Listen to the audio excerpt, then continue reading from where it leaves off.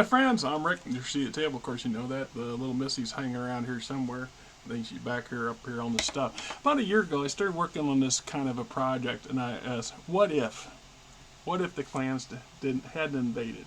And for numerous reasons, I worked on it for a while, and then I got sidetracked on it, and then I don't know, disillusioned a little bit because I work on a lot of projects. You know, I mean, I literally do lots and lots of projects, and that don't always end up where I intended for them to go.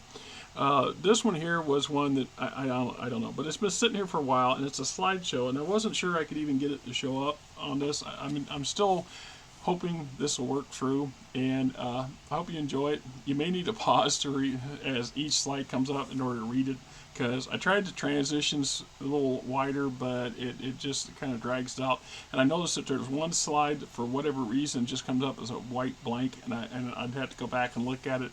It's not complete by any means. I've got a number of additional follows, more to go to it written, but for like I said, I kind of partly ran into a wall where I was starting to think of what would happen next kind of scenario, because I was working out how House Liao and would operate in this kind of scenario kind of thing, and I don't know. I have entries for it, but I didn't add them to the slideshow.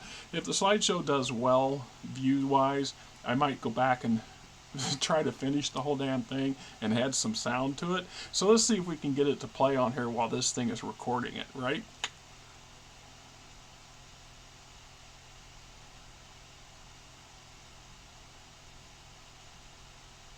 Yeah, it's like I said, the transitions are a little slow.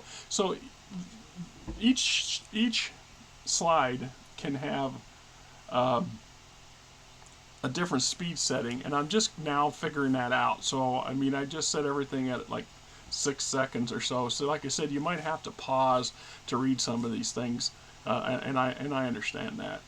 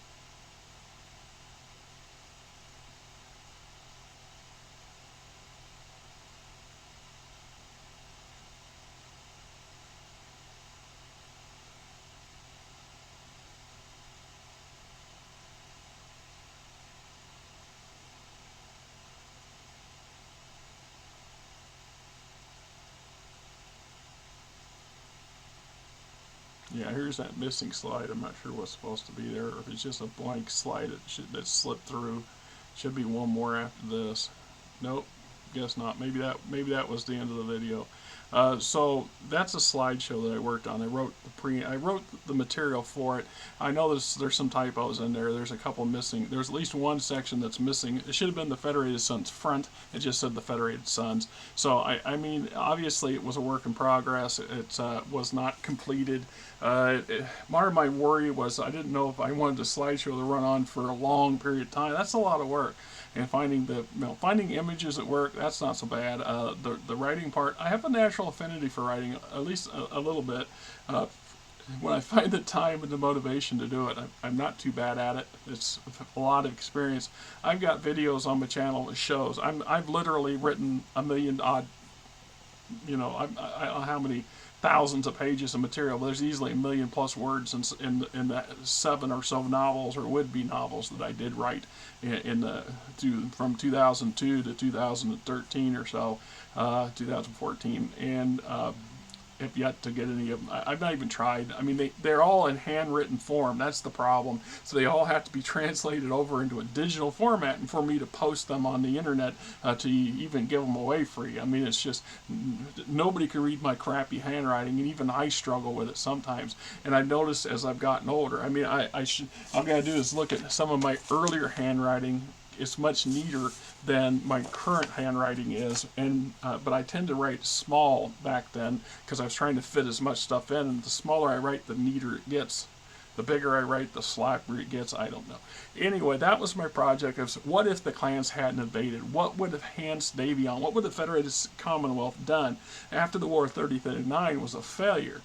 At some point, Hans Davion was going to go back and finish the job that he tried to do in 3039, hopefully with lessons learned from their failures. But in this case, as we see in the clan invasion, Comstar meddles, because that's what Comstar did.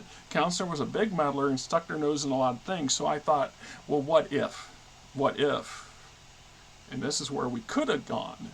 And this got me. The reason that I said that is because FASA. There was a moment there before the clans were introduced to the FASA universe for battle, or the BattleTech universe through FASA. There was possibilities that we didn't get there, right? And we look at the coulda, woulda, shouldas of all game systems, all novel story franchises and all that stuff. It's a similar thing. When we look at what if the clans had invaded in force? What if, we have a token elite group that gets their asses handed to them at the end of the day because they grossly underestimated their opponent. Well, what if the clans didn't do that? What if the clans had took a little bit more effort to pre-stage their invasion and then chose to invade in force? And so they take their existing 18, 16 clans and divide them into four avenues of invasion, and all the great houses get hit. What if, this occurs at the middle of the Fourth Succession War?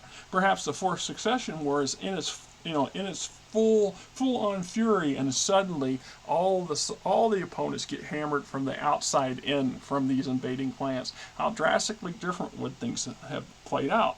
I mean, that's just kind of what the whole concept of the what if stuff is. Anyway, it's a short video, what you want to call it that, and hopefully you guys enjoyed what there is of it. Like I said, there's still I think I've got another page or so, a page and a half of written material, because I was trying to envision how House Liao would take advantage of this. Romano Liao was really struggling to rebuild the Confederation after the Fourth Succession War, and so during the War of 3039, she really was in no position whatsoever to interject very much in the War of 3039 on the side of the Creed. It's not to say they didn't try, but the fact was she was not in that position. But you give them another decade or half a decade to rectify that. What kind of field commander, battle commander would Sun Zhao been? In the field leading the Confederation's armies. The options and the possibilities are quite wide. I mean, that's one of the things I always love about any kind of game system, is that the conditions of the parameters are defined by you, the player. And so if you choose, or whoever's running the show for the game table, so if you choose to have an alternate reality for BattleTech, it's natural to do that. And I always like these what if things, right? So it's like, what if? You know, I spent the last 3 weeks, or actually last month, for example, reading The Wars of Reaving. Oh yeah, yeah, and I screwed up when I bound this up. It should have been bound on this side, so I've had to do it from this side. First page is over here instead of being like a normal book would be, where you're doing it like this. It was a bit frustrating, but this is a thick book. There is a lot going on in here, and I intend to do, hopefully next weekend I'm going to do a video on it. It's a very big video, I fear, because there is so much going on in here, and it really went a long way to filling in some serious gaps in my BattleTech knowledge and the lore about what had happened, to the home clans, and how come, like the Snow Ravens and Ghost Bear ended up in the inner sphere. I mean, I understood they were coming, but the methods that they took, and then we see the total destruction or aberration, absolution, whatever they called it, the clan's term for it, basically obliterating one of their other clans, and not just one or several. And then we see the birth of the Stone Lions as some kind of placebo or this aha kind of thing for the home clans, because the Star Adders realized we too, maybe, just maybe, we need to have some tokens out here. So we're down to a handful of home clans now, and Star Adders dominates all of them. So if you look at the TOE for all the existing home clans combined, they still can't take on the Star Adders. The Star Adders are like this behemoth out there now, and then they control all. Even though the homeworlds for the clans were pretty resource poor, they still have access to all those other planets and enclaves that the other clans do not have anymore. So the ones that were kicked out of the home clans and the ones that were destroyed were now absorbed by these other clans. And so you end up with the Star Adders, the Coyotes, the Stone Lions, and the Vipers, and and so you get this Snake Alliance, which is kind of bizarre since there's only it's the Cloud Cobras. The Cloud Cobras got destroyed, right? I think, or they're the ones that went and joined the something Imperium or whatever. Anyway, it's in here. I remember reading it. It's just not pulling it on my head. So much is going on there, and it's such a rich environment, and it's kind of I can see why some players keep asking, well, what about the home clans? They keep asking the Catalyst, what are they going to do with the home clans? Well, right now I don't expect them to do a whole lot, because the home clans are they got enough on their plate now dealing with the Ilklon era and the big Kickstarter program that's going out and all the other works in process. There's just only so many brands. The Fire can only handle so many brands. That's just the way it works. But like I said, I'm planning to do a video on this one. This was really good, really informative for me. There was a lot of incredible stuff in here, and a lot of, are you effing me? Or are you open? You're kidding me, right? That's, wow. Yeah, I mean, yeah, and I still have a lot of what ifs in my head, but when it comes to that. Anyway, I'm Rick, you're not. Hope you guys liked it. Let me know what you think. Be honest about it. I know it's kind of choppy. You know what? You know how many slideshows I've done in my lifetime? Probably 4 or 5. I learned how to do them in college, and I only did a couple there, and I have done maybe one since then. It wasn't very big, so this would be my 4th or 5th one, and so I'm all the options and availability that's in Windows slideshow crap is all Greek to me, and it's just like sound. I mean, I wanted to have a little bit of sound, but we have to be cautious, because trying to get music for free off the internet's dodgy, because most of it, there's outfits out there that somehow manage to steal your monetization. I'm not worried about the monetization, it's just the concept. I'm not trying to plagiarize other people's stuff. I'm not trying to deny somebody, the artist, at least some kind of payback. But if it says it's free, and it should be free, and I should be able to use it as a source, and not have YouTube or somebody associated with YouTube or thinking their business to come up and tag it and saying that, blah. So I didn't add that. And then, like I said, there was, how would that conclude? I mean, I believe that what we would have seen is we wouldn't have gotten the Battle of Took yet, because Hans Davion is sure the hell isn't going to make that kind of, isn't stupid enough to go a mano with the entire Comm Guards once everybody is aware of just how big the Comm Guards was. Because that wasn't one of the things that's the what if, is it's just like the clans. Wasn't until the height of the clan invasion and everybody's desperate that suddenly out of nowhere come this massive Comstar force.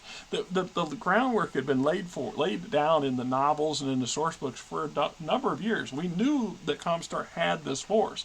We, the players, but the people, in the game world, in Battletech world, the Inner Sphere did not know this. They may have suspected. We know that Morgan Kell and a couple others stumbled across, one of the mucho many bunkers loaded full of Star League Arab mechs and the obvious mech warriors that were piloting them that by their jargon and their behavior. So we know that there was already beginning to lay the groundwork for this. And but what if the Hans Davion was hell bent on rebuilding the Star League in his own image? Although he never quote said that, he never claimed that. He just wanted to make sure he could, reduce the opposing forces. That was one of the biggest frustrations that Davion saw in based on the lore and the literature, that in his mind that was affecting the entire Inner Sphere and humanity as a whole from progressing beyond this non-stop centuries-long quest for war into even remotely rebuilding a new Star League, let alone or just bringing an end to this never-ending conflict. I mean, it's just that in part was what he was wanting to do, and his moral methods of doing it might have been questionable, but you can't question the intent. He really did mean what he said. But in his mind, the best way to do that was to knock off the Confederation in the Combine. Because let's be honest, the Steiners and the Davions have been fighting the Caridans forever, and to many stalemates, to the chagrin of all three parties. And the Confederation and the House Davion, and the Federation, so the House Liao had Maximilian Liao's stunt of trying to replace, or of actually replacing Hans with a body double for a very brief window, left its mark on Hans Davion, and that's why the Fourth Succession War, and he invaded the compelling Confederation to kick their teeth in, knock the feet out from, not only take the feet out from under them, but cut them off at the knees. Make them so they're never going to stand back up again. That was his plan. I don't think he ever envisioned actually trying to roll over the entire Confederation. Not saying he wouldn't have if he got the opportunity, but it wasn't a practical thing to pursue. By the end of the Fourth Succession War, all sides were hurting. Confederation and Caridans had their butts handed to them, and both lost territory. The Confederation was a shell of its former self, and then of course then Steiners and Davion start bickering and feuding, and then the next generation comes around and we get to where we got. So you always have to wonder what could have been, what could be, and what isn't, what should be, right? In my opinion. So guys, have yourself a great weekend. It is Saturday the 4th, I think, right? Yeah. Right. I know I'm tired. Like I said, I got about 3 o'clock, got up at 8, so I got about 5 hours of sleep. I usually try to get 6, but I've been dragging butt all week. It's just been one of them weeks. I've had 2 days that I had really busy Tuesday, worked most of Tuesday and most of Thursday. I had a light day on Wednesday, and Monday was all over the place. My wife had to have had a medical procedure. She had her colonoscopy done. We had to deal with that, and in between her and the hospital, I was doing jobs and then going home and taking her home, and then went back out and did a job, come out and on and back. So the whole week's been kind of pulling my hair out kind of stuff, and right. Anyway, once again, we'll give you that Midwestern goodbye after 20 minutes of telling you goodbye before, because that is a real thing. I didn't know it was a thing. I do now. Anyhow, right? Till next time, let's get this right button this time. And it's not the right button, damn it. I think it's moving around. It just irritates me to no end.